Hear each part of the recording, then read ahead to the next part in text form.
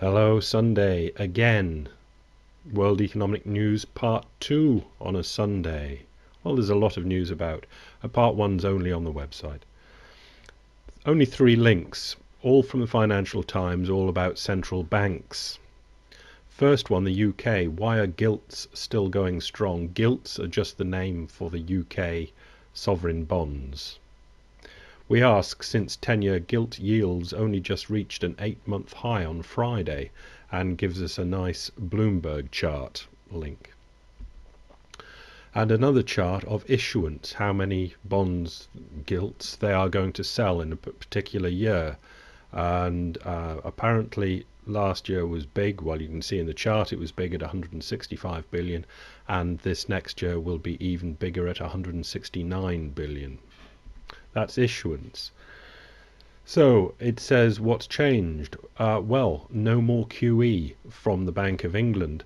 Look out for rate rises from now on. The old lady, that's the nickname for the Bank of England, won't be hoovering up issuance anymore. This could be manageable for the gilt market, except for the slight inflation problem that's hanging around the economy at the moment. And next we have a Nomura chart who's talking about this. Nomura, Japanese investment bank. And we've got the real 10-year yields for Germany, UK, Japan and the US. A real yield is on this one, on 10-year rates, is you get your 10-year yield, say it's 3%, but if inflation is 4%, then your real yield is minus 1%. If it was the other way around, where you got 4% yield on the 10-year, for say 4% yield on the 10-year, and inflation's only 3%, your real yield is 1%. Okay, so the article finishes with, hence we'll give the last line to Nomura. On this basis, we find it hard to maintain overweight UK gilt recommendations. In other words, Nomura are saying, no gilts this year, thank you very much, no gilts.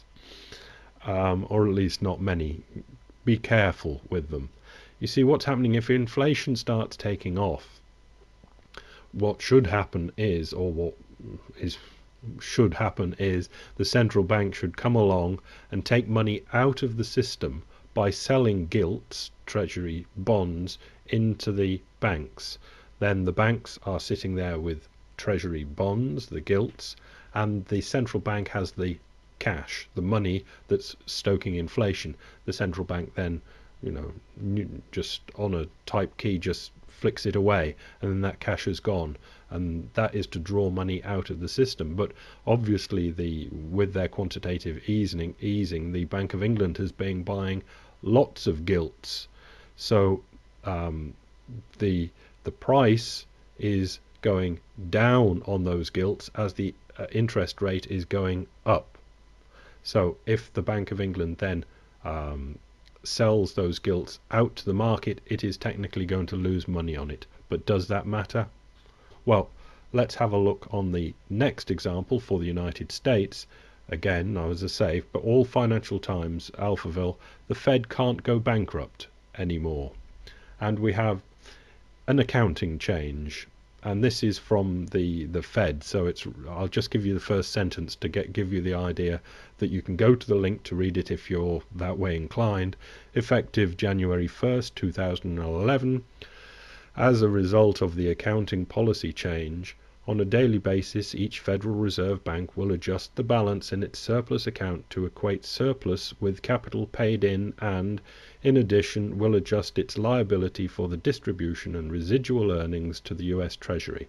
Okay, we know we don't understand that. FT Alphaville knew we wouldn't understand it, so some explaining is needed, and we're indebted to Bank of America Merrill Lynch's US rate team. And they have an accounting explainer of what the new Fed accounting policy is, but even that's too complicated, so I've gone to the bottom of that, where they go, in short, which is the sort of thing we like, Fed losses will now be offset against future Fed remittances to the Treasury, and the US Central Bank seems to have made it impossible for it ever to record a negative capital position at least on paper. It is a rather clever, if devious, solution to the Fed's inability to use its own earnings to build up capital against future losses. Okay? So what are they getting ready for? They're getting ready so nobody's going to shout at the Fed for being technically bankrupt, which wouldn't look good. So they've put things in place so that can now not happen.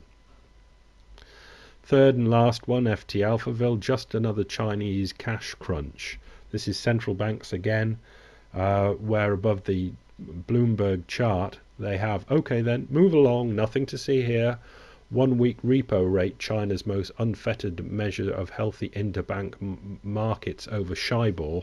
You know, LIBOR that we had a couple of years ago, theirs is Shibor, and the rates above that have gone badoing because Chinese central bank, the People's Bank of China, conducted on Thursday renminbi 50 billion reverse repos to help some lenders pay Thursday effective now required reverse ratio, etc., etc., etc.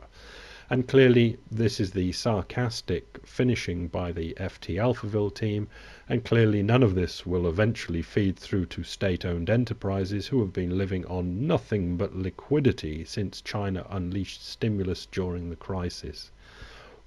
China have been trying to tighten up on bank lending, so they've put tightening things in place, but have realized that this could cause the banks to run short of money, so they're feeding them more money. And the whole thing is, so will it work, will it not work? And we go back to the United States. Will Ben Bernanke's QE2 and other manipulations work? Will the old lady Bank of England's manipulations work? So much of our lives is now predicated on the banks, the central banks, knowing what they're doing. And they've never been in this situation before. So we certainly can't guarantee that they do know what they're doing. And even if they do know what they're doing, do they have the power to do miracles? The end of Sunday number 2. Thanks, bye.